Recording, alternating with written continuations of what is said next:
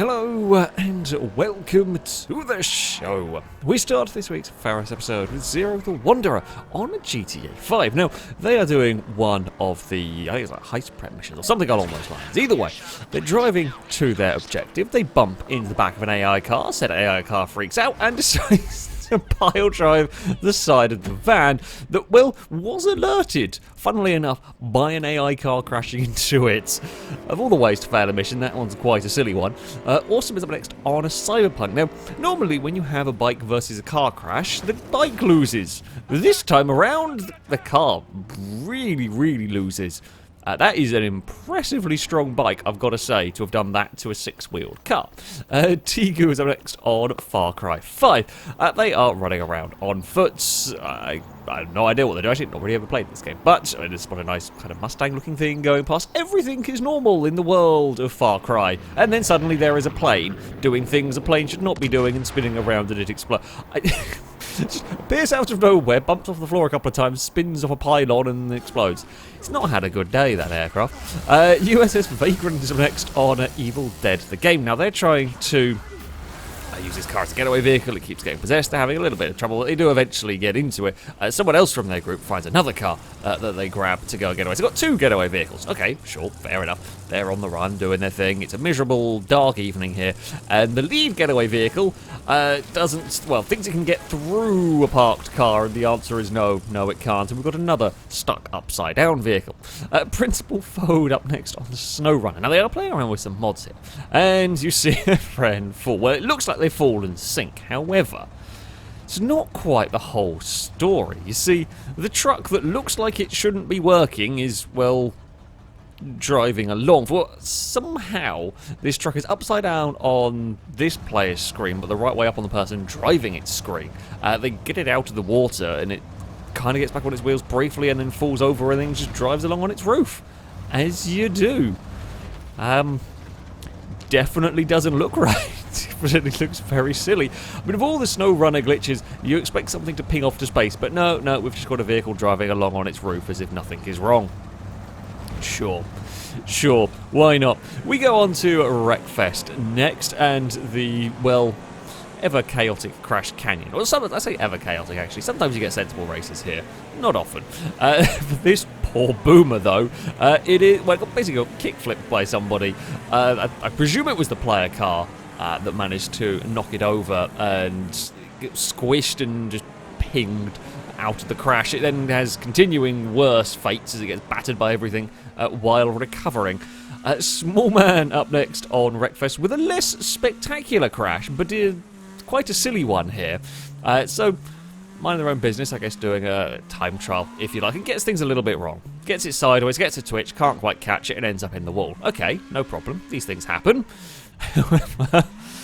However, the car is stuck on a curb.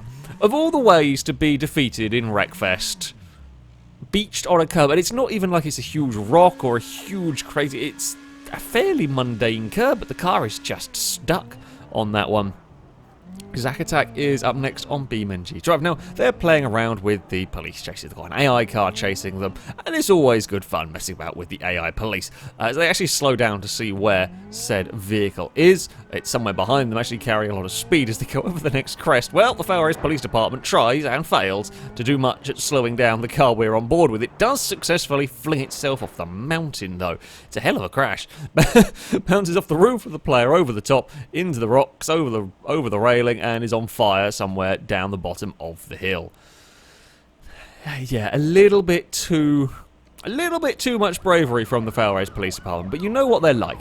And Delta V here is also having their own experience with the FailRace Police Department. I mean, this is a little bit more, I say, usual of a place for the cast to get a little bit carried away, of course.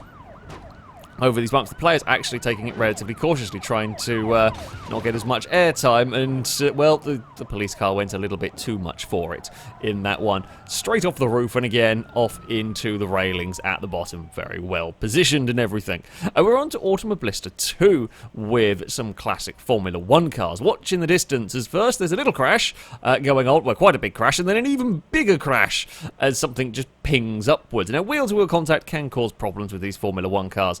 on various games, in fact, we've seen it. I mean, yeah, there's one car, I don't know what happens in the initial crash, you never really see it. And this one here just kind of seems to ping off the floor and goes up. The best bit, not only does it get pinged absolutely miles up as it's spiring through the air, when it does finally come back down to earth, it actually lands on another car as well. Yeah. Well, I say not so good for the car it landed on. Ozcast on iRacing with an almighty flip at Silverstone. It's another wheel-to-wheel contacts, an open-wheeled car going flying. This way, very spectacular. So the kind of green and grey car goes to the inside, changes its mind, it just realises the gap's not there, loses a lot of speed, and the blue and pink car misjudges where it's going to be. So sort of side-to-side contact is enough to absolutely send it to space and off towards the tyre bundles. That's yeah, that's a nasty one. That is a nasty one indeed. And finally, we have Thomas, also on iRacing. Now, as you can see, this rallycross car has seen better days. It is smoking quite heavily. They're heading towards the very end of the race here. It was involved in a crash earlier on, and it's, you know, I think it's running around in third at the moment. It's not had a great day, but it is still running.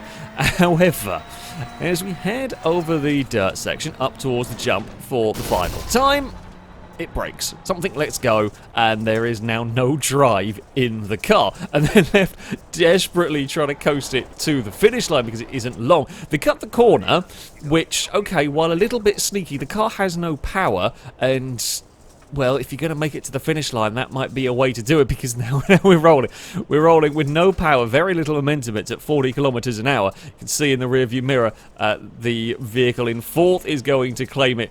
Will the car actually coast it to the line? That is the finish line they're trying to get to. It's just up there. There's no drive in the vehicle whatsoever. It's just rolling. It's losing speed. Just kind of holding the clutch and hope. And just about we cross the finish line, and there we go. It does make it, at least, but only just. And if it hadn't cut that corner, I don't think it would have done. I think ultimately, they've not been a little bit sneaky. Say a little bit sneaky. The car was dead, so I think fair enough, really. But there we go. There we go. That is going to be it for this episode. As ever, if you have clips you'd like to submit, you can via a Google form. There'll be a link in the description. All the rules and how it works can be found on there. That, though, is going to be it from me. Thank you all very much for watching, and until next time, a goodbye.